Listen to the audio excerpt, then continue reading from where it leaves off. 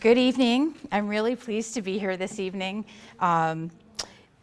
Straight away, I'm going to ask, am I going to see anybody here in Vermont next week? Okay, yes, I'm going to see Richard. I'm going to plant a seed for that because it's one of my favorite events of the year is the Stellophane Convention.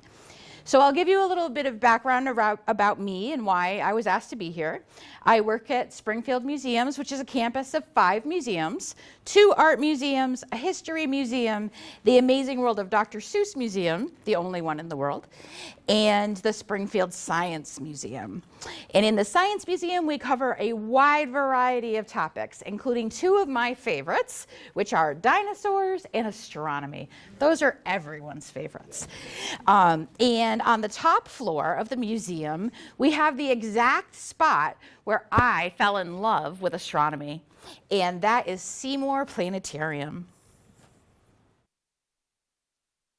This opened in 1937 with what is now the oldest American-made planetarium in operation. Designed and built by Frank Corcus and his brother John. You can see, oh, Rich, may I have the pointer? Under your chair. Right there. Oh, it is here. So here, this is our star ball. That's our planetarium projector. It's in the middle of the room still, and it works in perfect concert with the new Zeiss full dome projection system that we added in 2003. Now, I'm going to confess straight away that the absolute nerdiest thing about me is how much I love optical. Extremely proud of this locally made star ball, and in fact we now believe it is the oldest operating original planetarium projector, still in its original spot in the Western Hemisphere.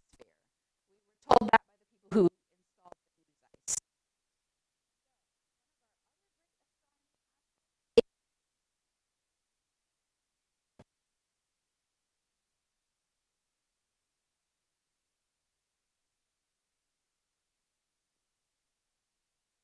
Leftover glass from the Mount Palomar Observatory. It was built by the Springfield Stars Club, which Richard is the president and I am the vice president. And it took quite a while to get it open, but it opened to the public in 1972. Richard has been associated with the museum for so long that he helped carry it up the stairs. And it's been delighting visitors of all ages since then. For now, let's jump right into some space telescopes. The first thing that we need to explore is light and waves so that we can understand the images that come back to us from space.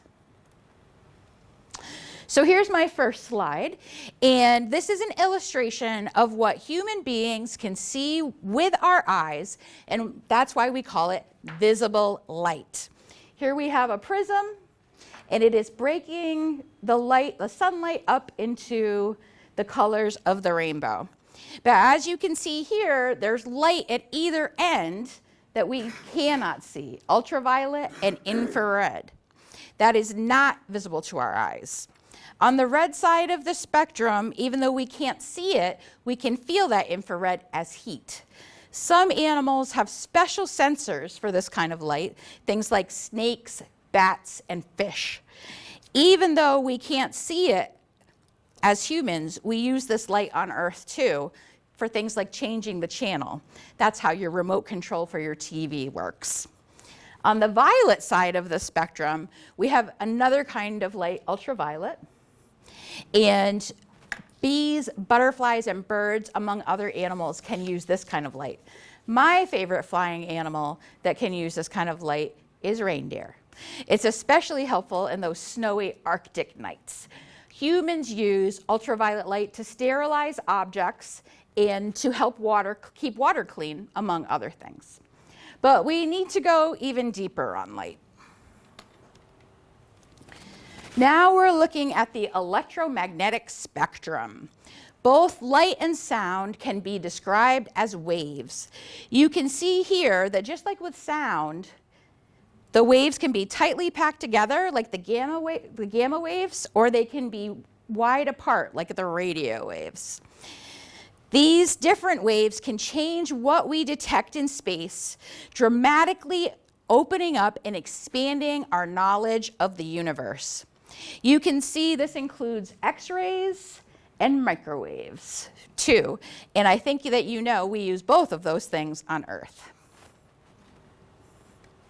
One more thing I want to touch on before we get into the telescope is orbits. Earth has one natural satellite. Do you know what it is, everybody? The moon, right? The moon is about 238,000 miles away from Earth. We have a diagram here. The Webb telescope's already included. Obviously, it's not all to scale because the sun is really 93 million miles away. But it can help us determine where each telescope is relative to Earth. It's time to get to the telescopes and the rich, amazing, beautiful images that they've made possible. I want to make sure that you know tonight we're not covering all of NASA's space telescopes. There are many more. When I sat down and counted, there were over 20, and I thought that was too much for one talk. So I don't want you here till next week. So we're going to cover the original great observatories, of which there are 4. We'll talk about the Webb telescope, and then I'll just gently touch on Nancy Grace Roman before the end, because I know this museum is doing some great programming around Nancy Grace Roman.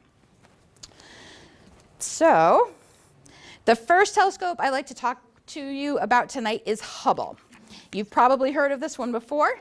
It was launched on April 24th, 1990, and NASA hoped that it would continue to operate for about 15 years.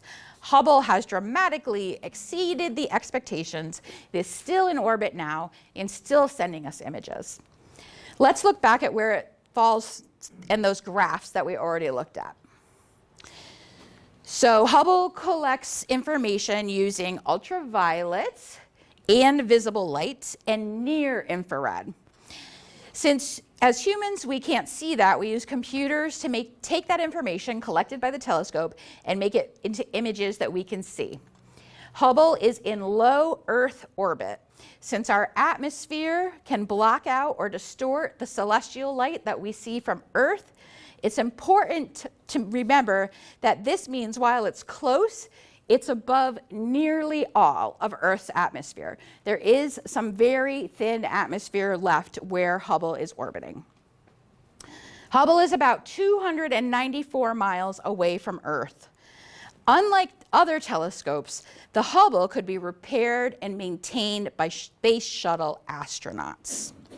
It's no exaggeration to say that the Hubble changed what humans know about space. This is a revolutionary telescope.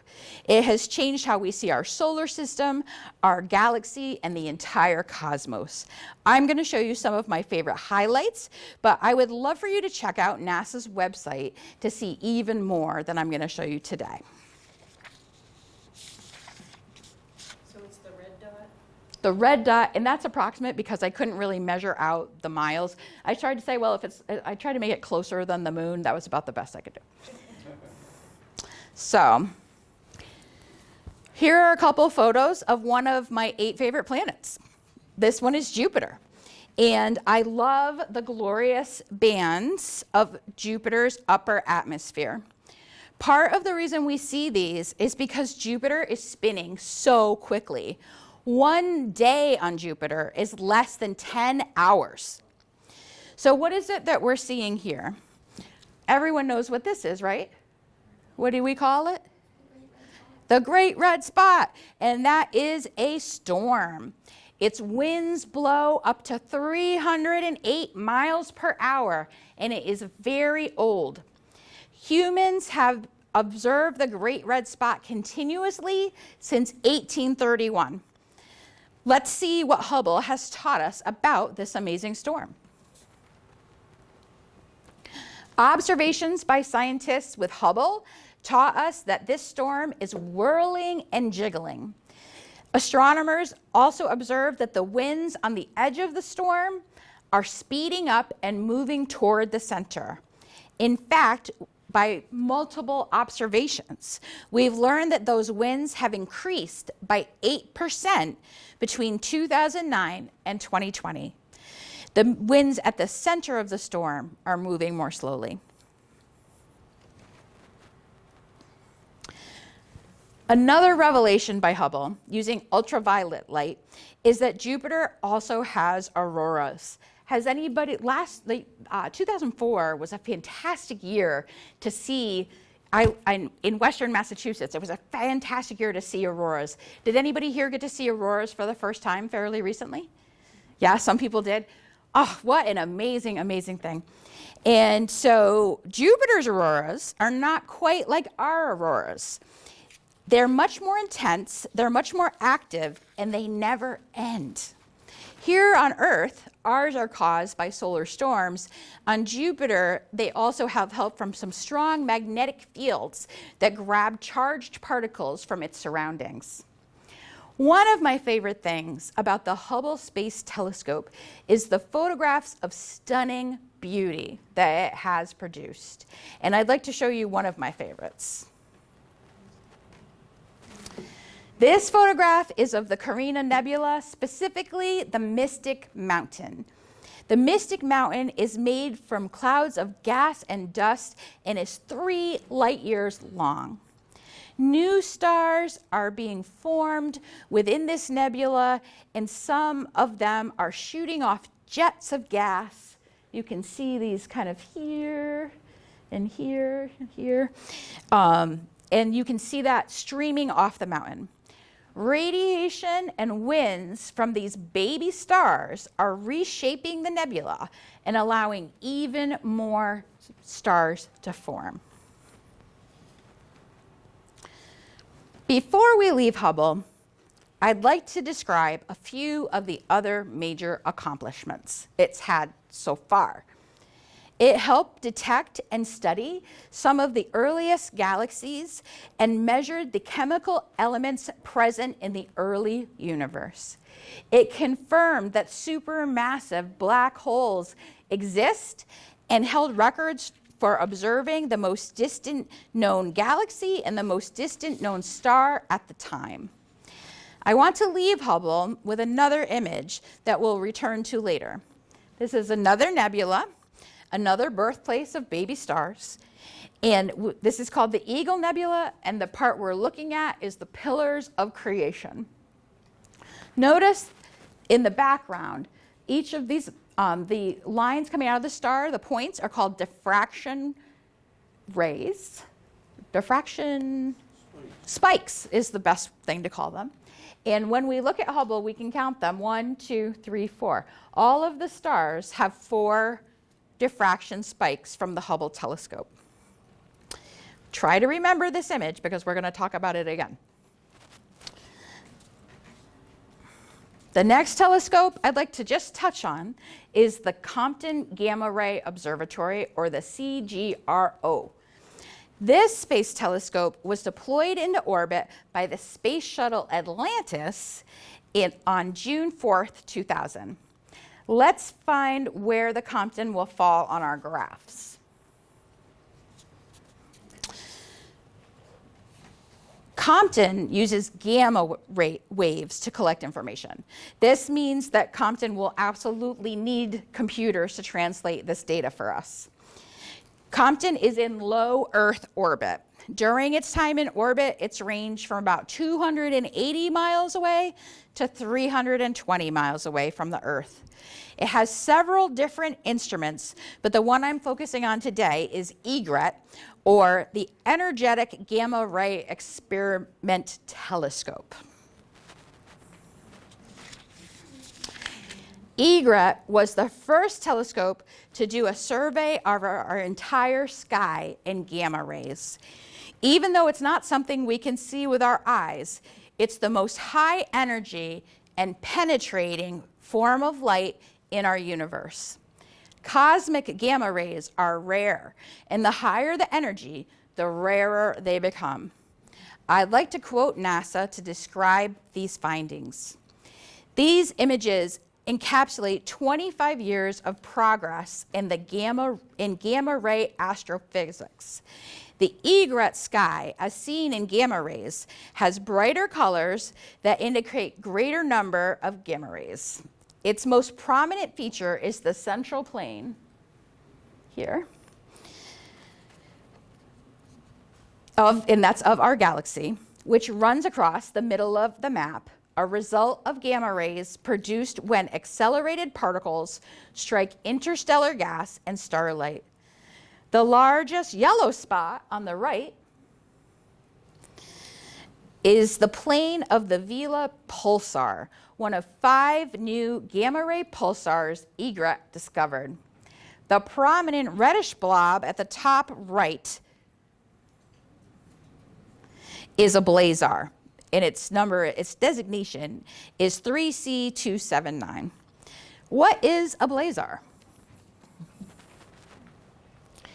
Quasars are the very, very bright center of a small number of faraway galaxies. Very, very, very bright, millions of times brighter than our sun. Astronomers think that they are created when the intense gravity of enormous black holes pulls in enormous amounts of interstellar gas and dust. A blazar is just a quasar with a different viewing angle. As the matter falls into the black hole, large jets streak out. And now these are not the jets. These are more diffraction spikes. So the jets are the gases that you see here coming off the side. So Egret can only detect this gas blazing out if they are facing Earth. So the real difference between a quasar and a blazar is that we can see the jets. If we look at the photo closely, oh, I'm sorry, I said that all right. Just briefly, I'd like to share that Compton was a topic that was new to me.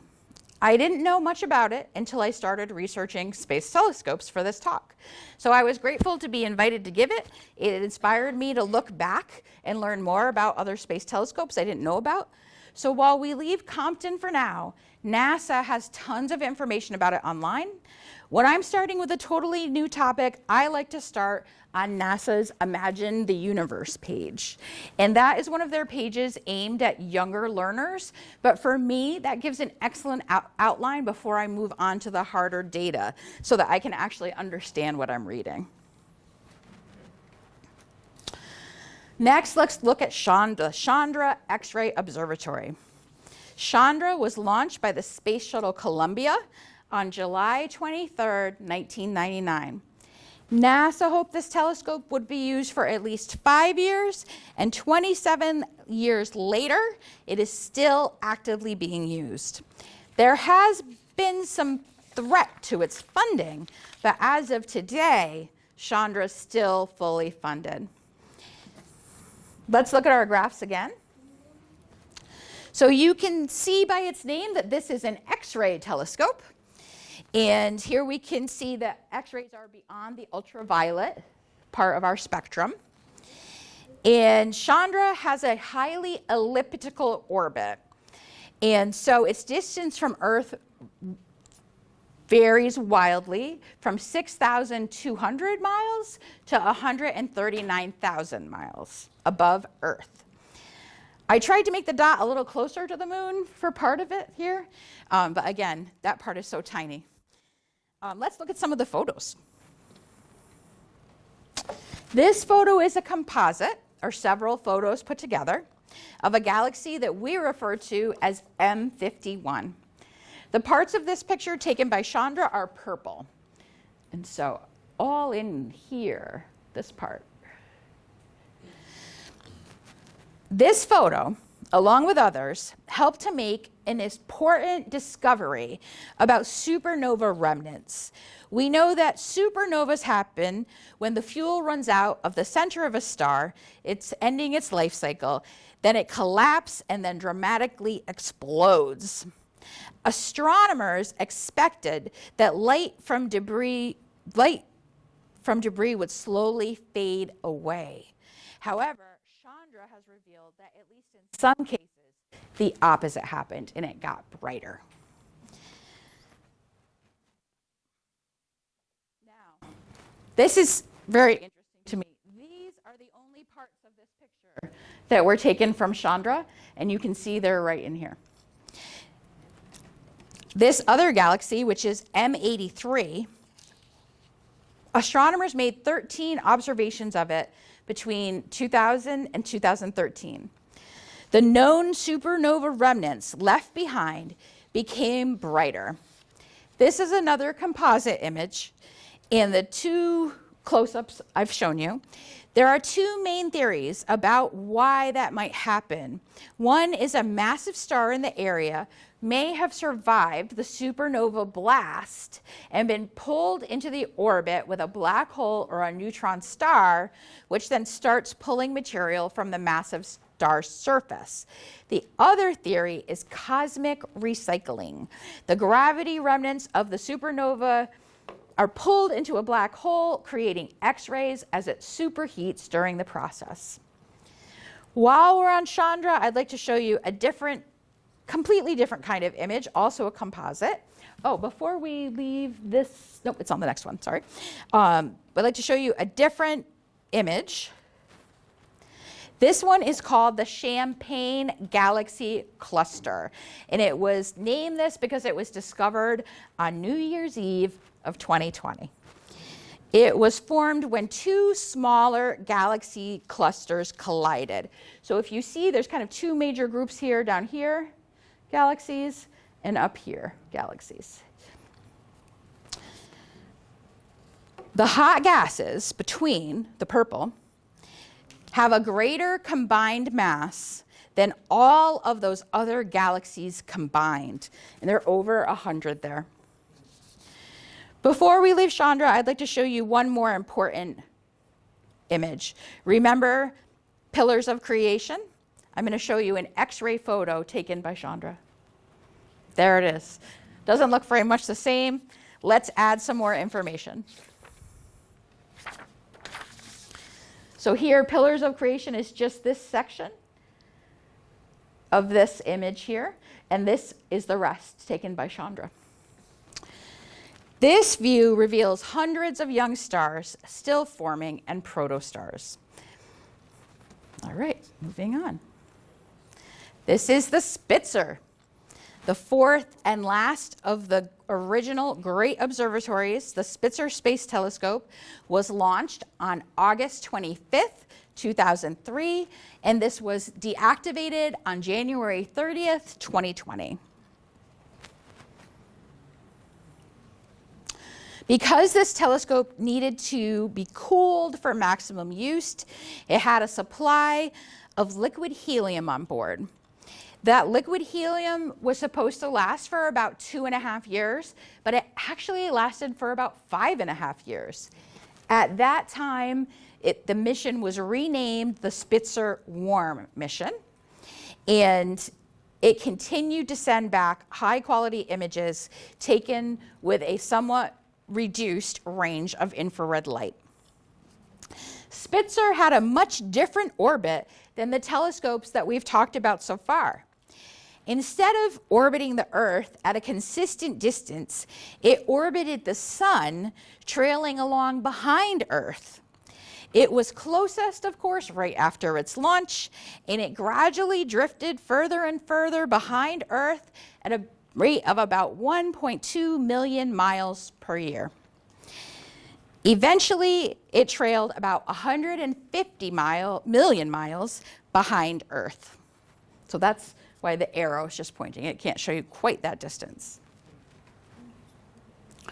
One of Spitzer's fascinating discoveries was a planet that's designated WASP-12b. WASP-12b is a carbon-rich planet similar to an overheated Jupiter at about 4,000 degrees Fahrenheit. It's also egg-shaped, unlike the spherical planets in our own solar system. Combined with information later provided by Hubble, the Hubble telescope, we've learned that this planet is actually doomed.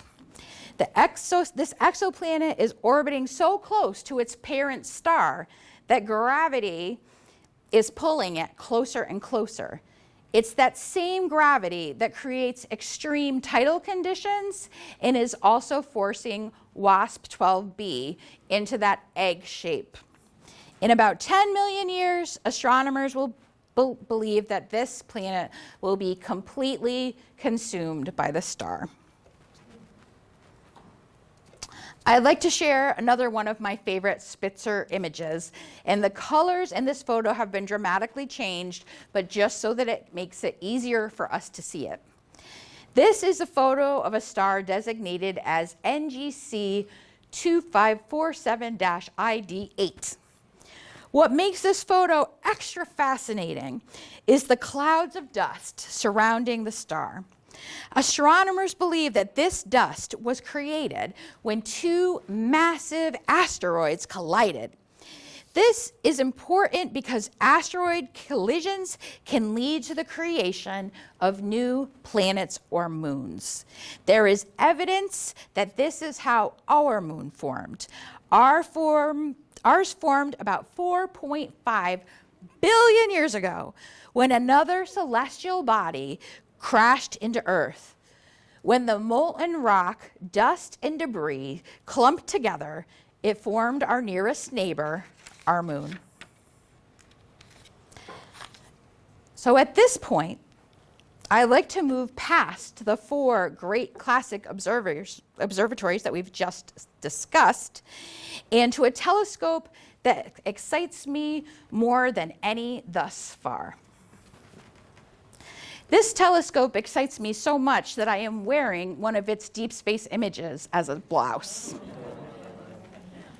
I also happen to have a skirt with the James Webb Space Telescope on it. It was a hard decision what to wear today. But this time, it's personal to me. This is Kevin Kopczynski. Kevin is the STEM curator at Springfield Museums. If you're a museum lover, you might already know the coolest person in any given museum is not the director. We're the ones that have to worry about raising money. The experts are the curators. And so that's Kevin and me. The first set of images from Webb were released to the public on July 12, 2002. This was about 5 months after I'd been appointed, and I'm only the second ever female director of the Science Museum. Since there were about 75 years between me and the last woman, I felt that I had some things to prove and a lot to learn. So Kevin and I look so happy because we have just seen the images released one by one live up in Kevin's office.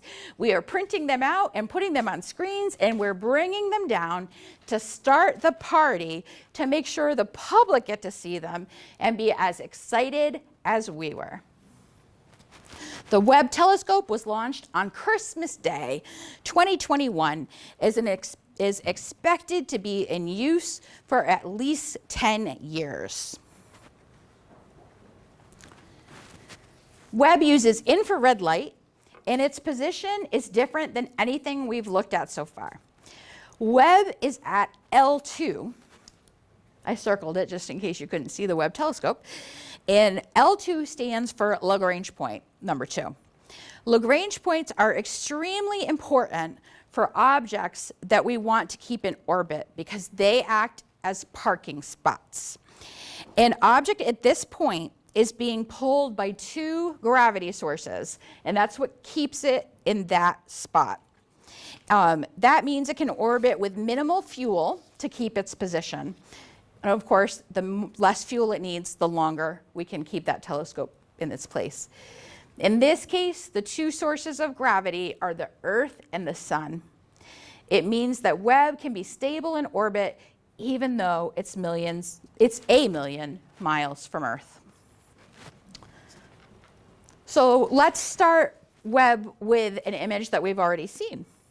On the left here, you see the glorious pillars of creation taken in visible light by, not invisible light, taken in visible light by the Hubble telescope. On the right, you're seeing the same area taken by Webb. Both are stunning images, but they are so different from each other. Remember how I pointed out the 4 pointed stars by Hubble? Let's count these. 1, 2, 3, 4, 5, 6. When this first came out, that was my party trick, how I could tell one telescope's images from the other. Did we learn anything new from the second photo? Of course we did. In this image, the clouds are much more permeable. We can see more through them. The second image reveals more baby stars forming, and we get a clearer look at the volume of gas and dust in that area. Here's another one of my favorites from Webb, something from our own solar system, and we're going back to Jupiter a lot tonight. My favorite quote of this image came from a professor emerita at the University of California, Berkeley. She said, "We hadn't really expected it to be this good, to be honest. It's really remarkable that we can see details on Jupiter together with its rings." And here, I don't know if you can see it from there, but here's that ring. It's rings, tiny satellites, and even galaxies in one image. So here we have, this here is a diffraction spike, but we have 2 of Jupiter's moons. We have the rings, we have the aurora in both northern and southern poles, and then this is more diffraction from the photo of the auroras.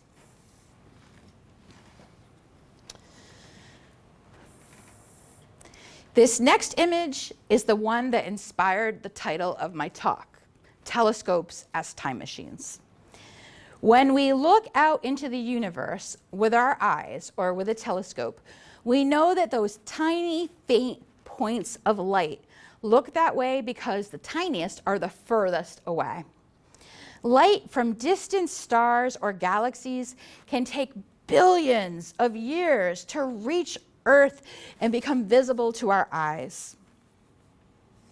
Telescopes help us see even further than with just our eyes, and theories about the age of our universe have been confirmed by prior telescopes, including Hubble, and we know that the Big Bang, which was not really a Big Bang, but the Big Bang that created our universe happened about 13.8 billion years ago.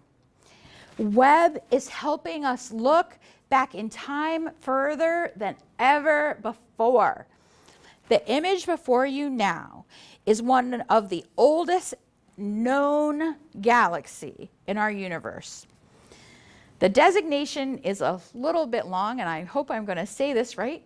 It's JADES-GS-Z14-0.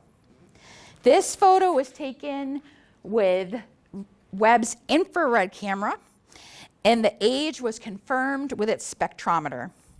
The JADES galaxy dates back to what astronomers called cosmic dawn, or the first few 100 million years after our universe began. Because of images like this, humanity is getting closer and closer to understanding the origins of our universe and how it was formed. An important note, before we leave the Webb telescope, some of the most important, beautiful images containing the highest amount of information are the ones that we've seen already that were layered together to include information from multiple sources. We saw some earlier, and we're going to explore another one now. In this gorgeous galaxy image, most of the image comes from Hubble. How can we tell? Look at the diffraction. 1, 2, 3, 4. But a small, crucial point of information, which is highlighted here, came from the Webb telescope. Astronomers took this small piece of information to study the source of the very brightest light, which is now at the center of this galaxy. And now let's look forward to the future. At last, we have a telescope that's a space telescope and not just earthbound, named for a woman. Yes, please. Come on, guys. Woo! It is slated to launch this month, August 30th, 7:26 a.m. Eastern Standard Time. I might even wake up on a Sunday to watch it. What parts of our universe, of course, before church, what parts of our universe will this telescope open up for us? This telescope will look for dark matter, dark energy, and even more exoplanets. Come back here for more programming about the Nancy Grace Roman. I might come back myself to learn more about it.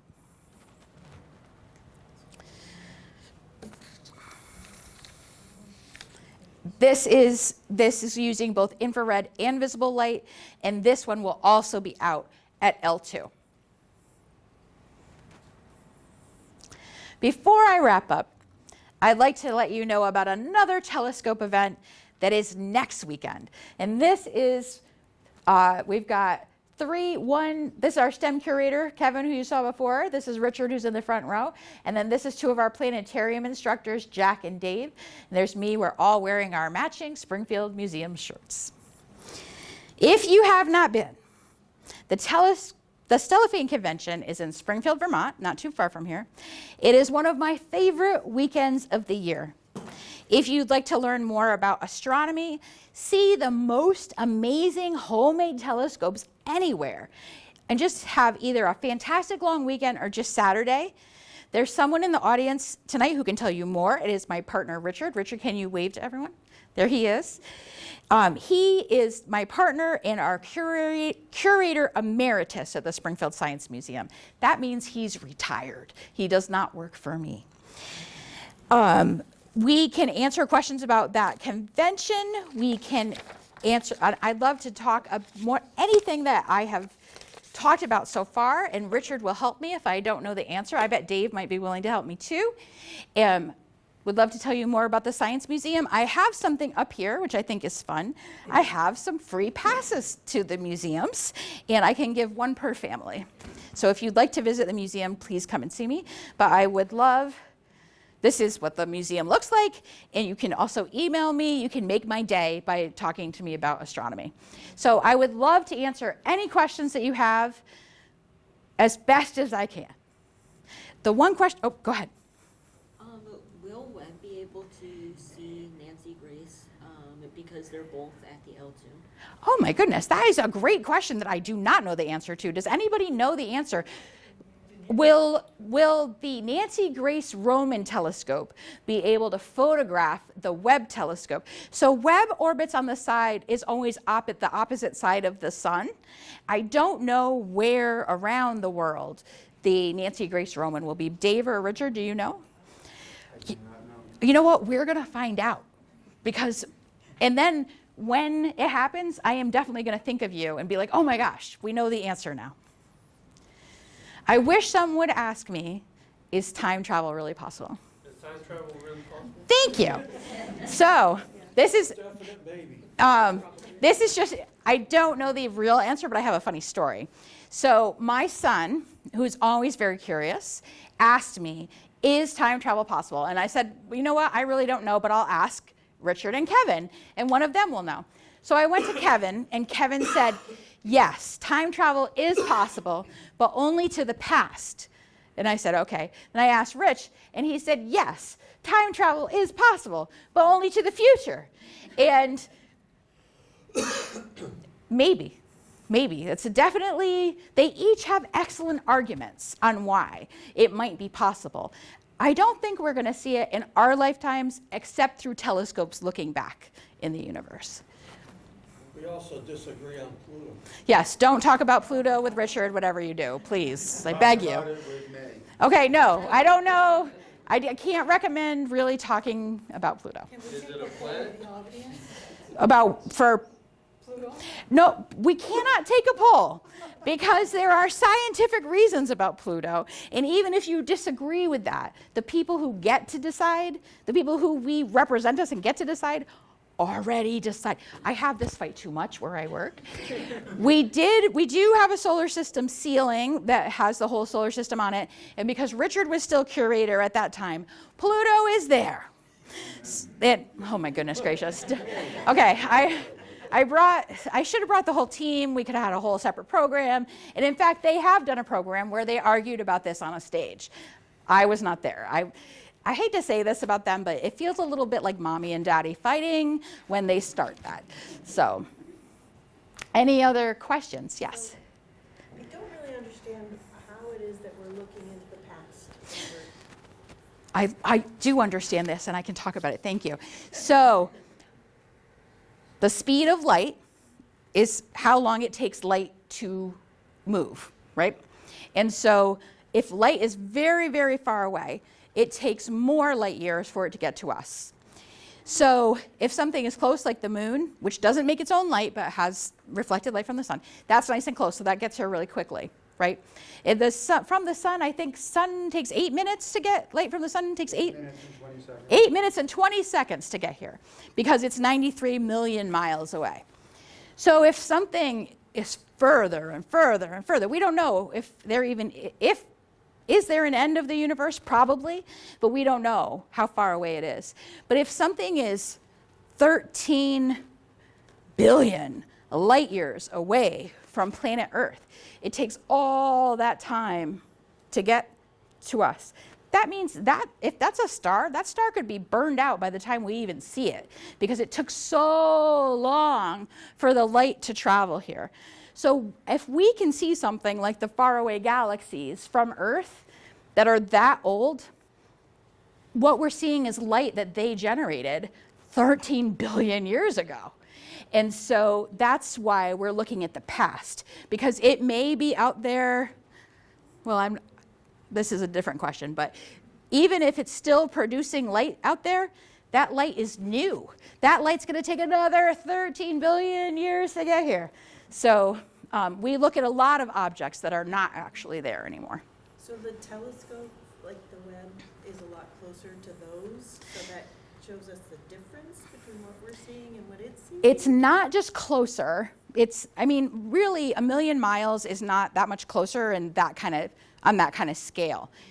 The Webb is made of that beautiful set of hexagon-shaped mirrors that collect way more light than we could collect on just, like I often use my 5-inch refractor. It can't collect that much light. So I can't see 13 billion light years away.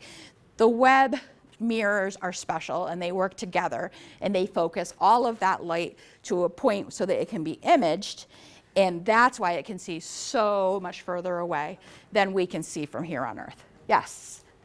So I think I just figured out the whole light spectrum thing and how because when you showed us pictures from the different satellites, they had very different images. Like Yep. the X-ray had just those two bright things. Yep.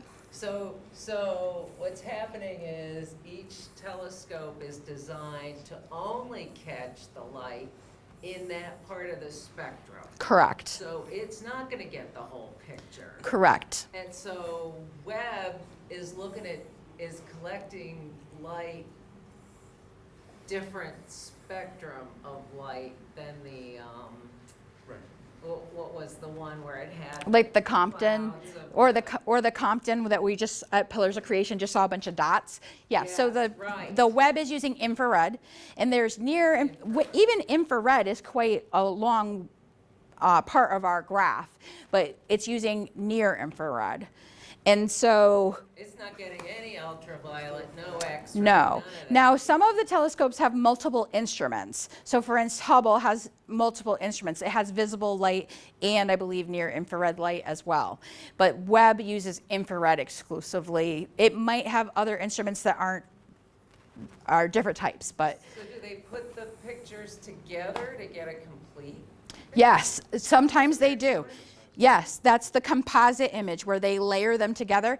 In fact, if you enjoy beautiful astronomy images, a lot of the most gorgeous ones that we see or that we have on display at Springfield Museums, they are made of many, many, many images. So the ones that our wall of astrophotography is photographs by Robert Gendler, who's a astrophotographer in Connecticut.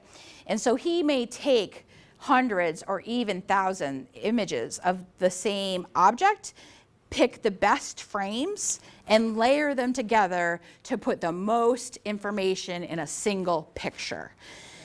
If you do that with all the different space telescopes we have, you get a ton of information. And so that's why that's done so frequently. And often, because those photos contain so many colors and so much information, those are the most gorgeous ones that we have to look at. Thank you.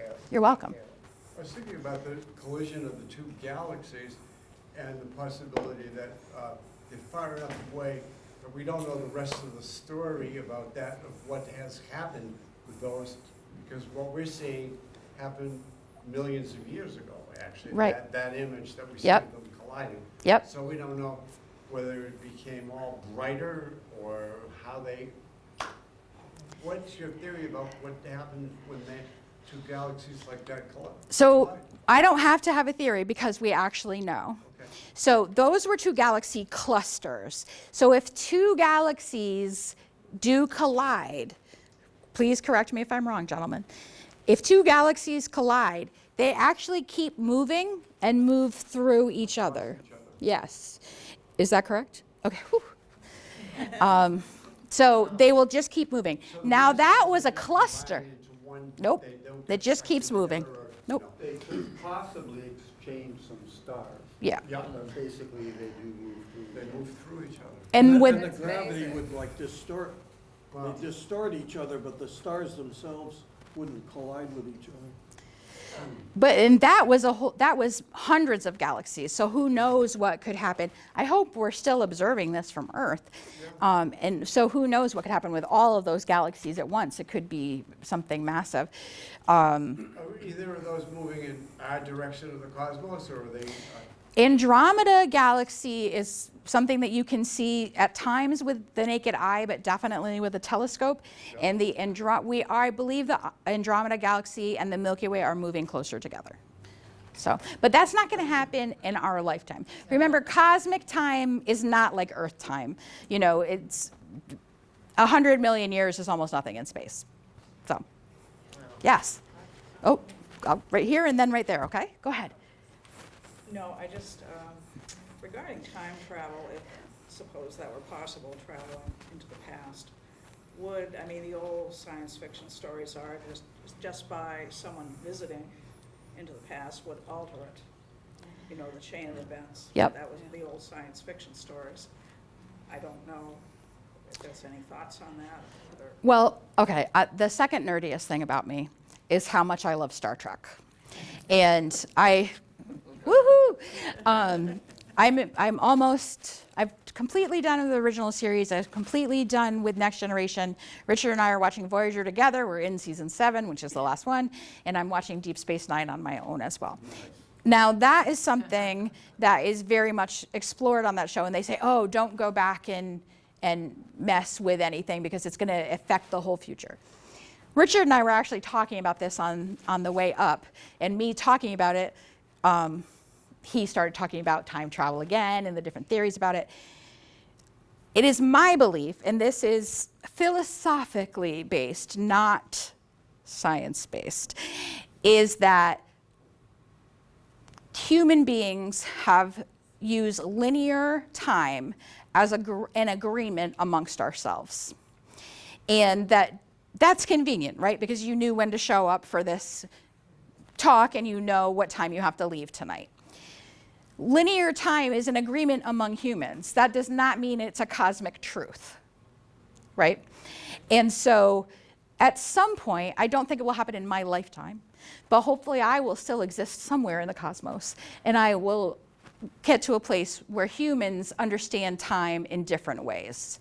And so our conception of time now is limited by our experience. But in the future, I would say it's going to be something that we don't know already, and at this point in our development, can't imagine. But that's my philosophical and Star Trek-based reasoning. Only God knows. Yes, but we may know someday. What was your question? About like the whole light time thing. Mm-hmm. Would the time for light to come from the sun to the Earth change depending on like if Earth is closer to perihelion or aphelion? Yes. Oh my goodness. Those are two of my favorite words. Would you stand up and please say those words loudly? Perihelion and aphelion. Perihelion and aphelion. Perihelion is when it's closest, right? Okay. Perihelion, sometimes I get those two words mixed up. I've only learned them recently. Perihelion is when, and of course, we're doing an elliptical orbit around the sun, right? So when we're closest to the sun, it's our perihelion. Para and helion, if you hear helion, it's something to do with the sun, right? And then if it's aphelion, sorry. Sometimes it's so much harder to translate the written word to the spoken word. That means that we are furthest from the sun. So because of that natural change in distance, yes, it's going to vary. I don't think it varies too much though, because we are in that, what some people call the Goldilocks zone, where it's hot enough but also cold enough for life to be supported. So that can't change too dramatically, right? Any question? Just a way to help you remember it, and all of us and me, aphelion, away. Oh, thank you. Aphelion is away. Simple-minded. Thank you. I know, I appreciate that. I need those things. Yes, go ahead. I was thinking about, I've thought about this for years, and I don't know where I'm going with it, but remember LP records? Yes, oh, yeah. Okay. I still have my record player. Okay. Well, and of course, so it makes this revolution in 33. Mhm. Okay. So if you took a radius and just keep going further and further and further and further away, then within that 33 minutes, well, then it's eventually going to go out to a point where it goes faster than the speed of light, would it not? And what would that look like? Would that be time travel? Okay, I don't understand. The part of the question I don't understand is the circle. The circle, okay, so starting from the very center of the circle, you take a radius and you just keep extending it further and further, but rotating it at 33 revolutions per minute. Oh, okay. At some point, if you go far enough away, that's traveling exponentially fast, covering a lot of distance, is it not? So if you're moving something like that, the further away it moves from its center, I believe it's going to move more slowly as it goes. Is that, no, okay. Well, a record According wouldn't to because it's a Kepler's solid law, object. yes. Okay, wait. Richard, say that sentence one more time, then we're going to go to Dave. A satellite would do that, but a record is a solid object, so the whole thing is moving as a unit. But of course, once you got it far enough out, I mean, the forces would rip it apart. You'd never get anywhere close to that. And go ahead, Dave. Let's see what Dave had to say, because he might answer. This chimes in with Nancy Grace Roman, because this thing that you're talking about is a very true thing. So you have a record going 33 1/3 revolutions per minute. That's its angular velocity. Yeah. But as you extend the radius, you're concerned about its linear velocity around the circle. And so you could calculate, I haven't done it, but you could calculate how far away you need to be going 186,282 miles per second. You could calculate that. Yeah. But it ties in with Nancy Grace Roman, because she studied galaxies, Andromeda being an important one, where the theory would be stars that are further away from the center of the galaxy should be moving more slowly according to Kepler's laws, but she found that's not the case. Ooh. These stars that are further away from the center are moving at the same angular velocity as the ones close in, and they should be being flung off into space, but they're not. And that was her basically thesis of dark matter. There has to be something that's keeping them gravitationally, that's keeping them from flying off. And so Nancy Grace Roman was one of the key proponents of dark matter to answer this problematic question. So in this room, if Richard and Dave start disagreeing, that's when we're in trouble. Okay? We Don't. must have a security guard here. Oh, yes, we might need one. If, you know, what I'm really an expert on more than anything else is museums. Does somebody throw me a bone and ask me a museum question? But if I could just, I think what you're hinting at is time dilation.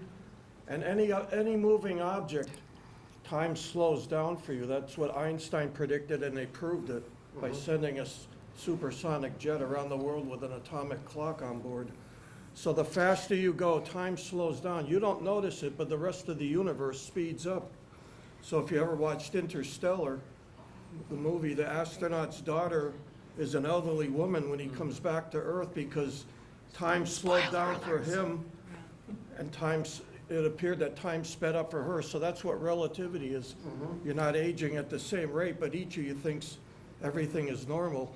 But the closer you go to the speed of light, you have to get very, very close. The more the effect is, the greater the effect. But also to get that close to the speed of light, you need an almost infinite amount of energy, which is why it's theoretically possible, but not on one second. practically possible. So Richard and I are staying for the planetarium show. So in Springfield, we do a program very similar to this one called Stars Over Springfield. It's really, really fun. Highly recommend it. It's also First Fridays, so unfortunately you would have to miss one of these to come to that. But I'm trying to get Amanda to come down and visit us. Dave, you're most welcome to visit us too. And but if you have any other questions, and you're going to be here the whole night, right, Dave? Yeah, I'm doing the All right. planetarium show. Oh, excellent. So obviously I am the enthusiast while they are the experts. And luckily We're enthusiastic. they're also enthusiastic. But we're lucky that we have people who cover both those bases. And so, but if you have any questions about, ask us anything. Whether we know the answer, don't be disappointed if we don't. But we're going to be around. We're going to enjoy the rest of the evening with you. So if you have any questions, feel free to ask us. And please consider coming at least Saturday to Stellafane. All right. Well, thank you.